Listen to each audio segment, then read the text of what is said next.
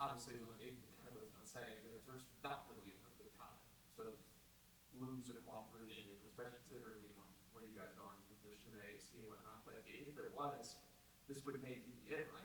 With 3 opportunity for part two coming up in this sport. Right?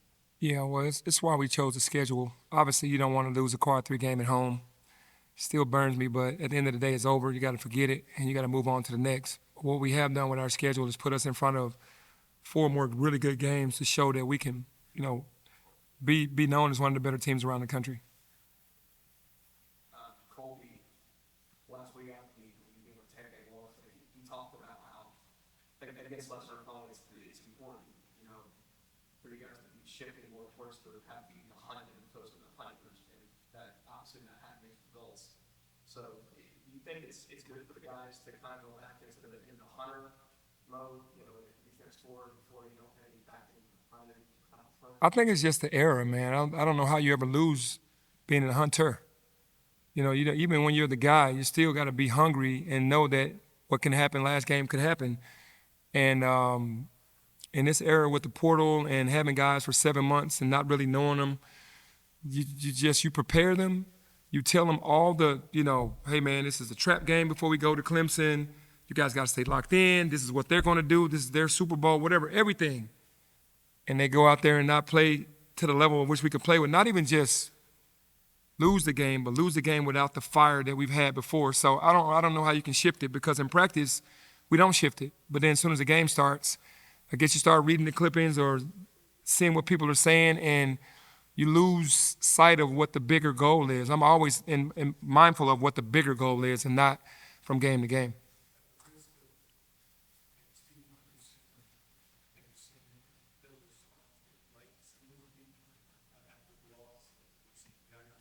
Yeah, I mean, when I talk to them, you would almost think that they didn't think that we had a game against Arkansas State. It's like their mindsets were, we were in our own zone, we really didn't talk much about it, and we got in the game and thought it was just going to happen. And again, that means you don't have the mentality that we have to hunt teams. Every team, no matter who it is, you're going to have to hunt, because you're trying to seed yourself and put yourself in a position for the NCAA tournament, not just playing a game. And they know now. And then now you got to go into a hostile environment with a really good team, and you got to go in there and battle, which we're capable of. But, you could take care of your own business and not worry about other people doing what they have to do for you.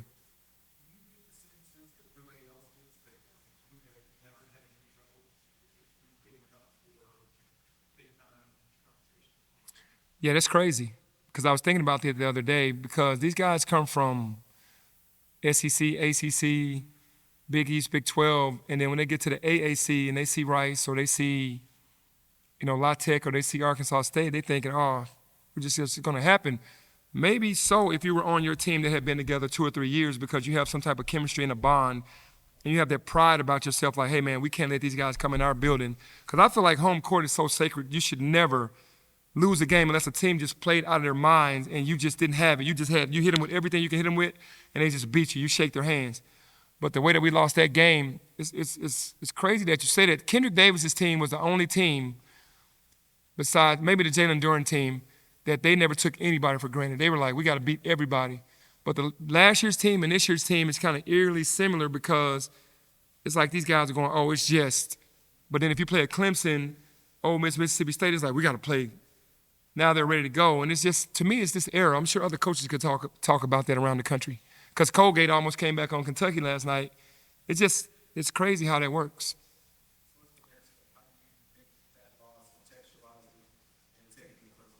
Yeah, it's what you have to do. We've been on Clemson since we left the arena on Sunday to say, hey, in our minds, bad loss, but there's a way to make up for it. You got 4 games to make up for it. Not that we're disrespecting our conference, but from the way they view these next 4 teams, you have an opportunity to make up for it. So they understand now more than they did before the Arkansas State game, and that's just unfortunate for the school, for themselves, for our city, because we're in a position to do something really special, and still can.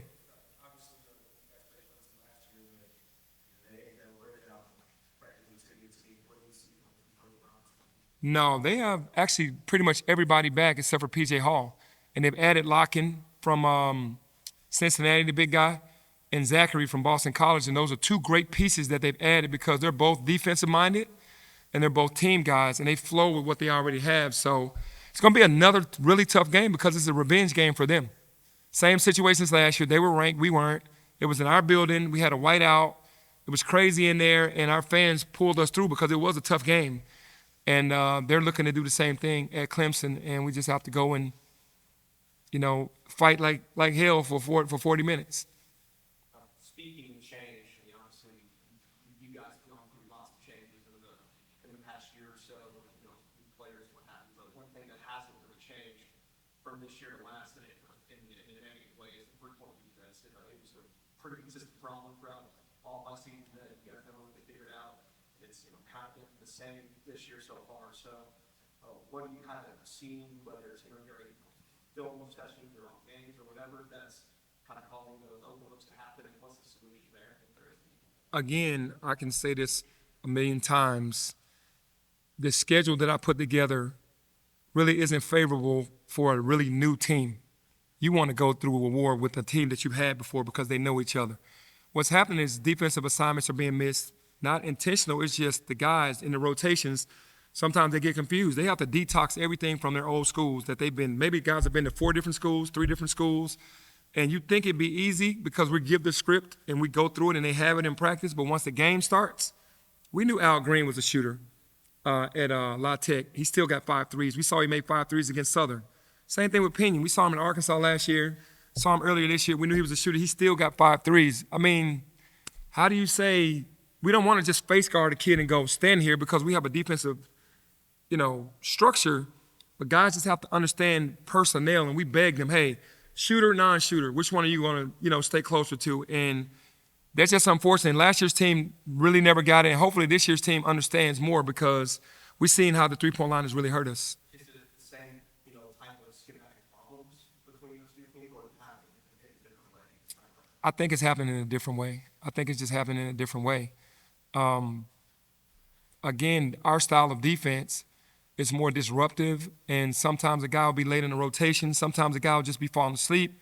Sometimes a guy will be too low when he's supposed to be further out, and we talk about it all the time, but you have to lock in. We send them film, we give them game plans, we take them through a thorough game plan, but they have to talk about basketball more to understand this is a new system, new coach, and this is what we have to do, because if we're a pack line team at UTSA and Wichita, they could have been up the line team. So now I got to change my whole mindset to move back further in what I'm used to. It does mess with them, and it's just crazy because you don't have the games that you could just kind of make it up and kind of get better each game. Like you don't have the quad 4 or whatever games. You got all quad 1s and quad 2s pretty much. And even though Arkansas State was a quad 3, pretty good team with some good transfers. So we don't have the game to really screw up. And when we screw up, it hurts us.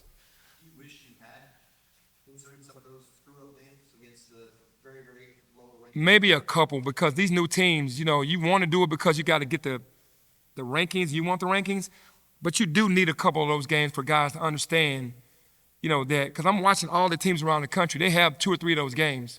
We had none of those games. So guys have to be perfect in every rotation. They got to be perfect in every situation, or else you're going to get hurt. And that's how it is right now. We just have to get better. They have to get hungrier and get better.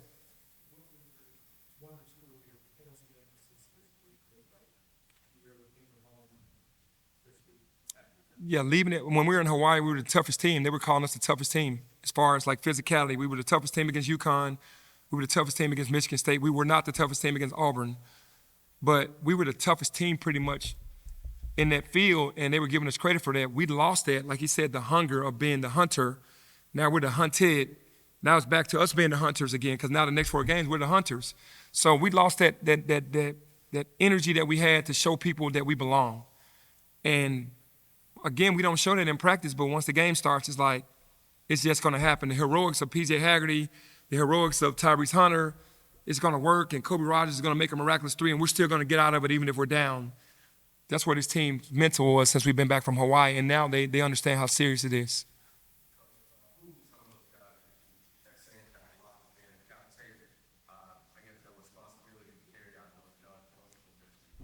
Well, I know Tyrese Hunter for sure, and maybe Musa and Dane. Everybody else is kind of still stuck, maybe a little confused, but it's not horrible. It's just, it seems like every small mistake we make, the team makes us pay for it. And if you're not rebounding, which is a big part of what we did in Hawaii, we rebounded the ball. We aren't rebounding these last 3 games, and that's what's hurting us as well, because we're making those guys miss. They're getting second shot opportunities and then kicking it back out and then making that 3. And that's what Clemson is all about. It's about physicality and rebounding, and you have to shoot those things up. But Tyrese Hunter, Musa, and Dane are definitely locked in on understanding what it's about. In game to game, did you have a specific stat that you say, looking back after the game is over, this stat needs to be at this level above the other team? Or is it rebounding? Like, to say that we are successful in this game? Like, I know with Clemson, they're a rebounding team. Is rebounding what they're looking for tomorrow? So like we can be at least even or above them in terms of. Yeah, for sure. If you don't, they're gonna beat you bad, because they're committed to it every possession, every second, every minute. They're committed to that. Our guys haven't been committed to boxing out every minute, every possession. And it's that the 2 stats that you're gonna have to win are rebounding, and then you can't turn the ball over on the road. We had 20 turnovers, and nobody's pressing us.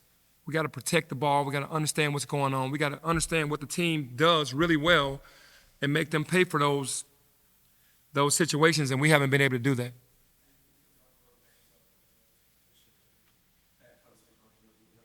Yeah, I think our front court can match up, but I love Ian Shefflin, man. He's just a guy that just goes all out every possession. He's not going to wow you with athleticism. He's not going to shoot the lights out of it, but he just gets it done. He is unbelievable, man. And you got Chase Hunter in his 6th year. I know I'm going to the backcourt now, but you got a 6-year player in Chase Hunter. He's hungry, but Locken really works well with Shefflin, because P.J. Hall had to teach Shefflin how to do it, and now Shefflin is teaching him how to do it. So their front court is relentless, and Dane and Musa and Nick are going to have to be on top of their jobs tomorrow.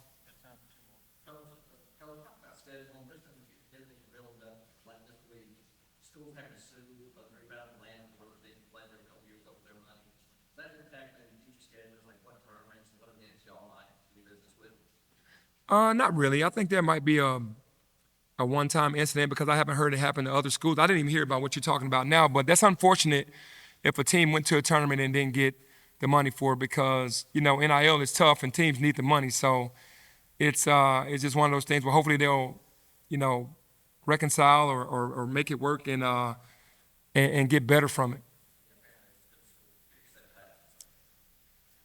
Okay. I'll have to be smart about this when I say this, because it's four really good games for us to show the writers in the nation who we are before we go into conference, because they do not respect one team in our conference, which is unfortunate. UAB had it before the season started, the respect, because they were the tournament team with FAU, but then they started off so slowly and lost some bad games. So now they're looking at our conference like it's just Memphis, which it really isn't. But these next 4 games are pivotal for us, to me, for seeding and positioning yourself for an NCAA and not having to win conference tournament to get into the NCAA. Because for me, if you just have to win conference, then you're going to get an 8 or 9 seed. They're not respecting our conference. Then you play a pretty good team the first round, and you play the number 1 overall seed the second round. So the last 2 times we've been in the tournament, it was Gonzaga in Portland. And if we beat FAU, it would have been Purdue, but they got beat, in the first round the year that FAU beat us. So it would have been Purdue, and it would have been Gonzaga. So for us, we want a 4 seed or higher to put us in a position where we can have a couple games where we can. That's how most of these teams get to the Sweet 16 every year, Gonzaga.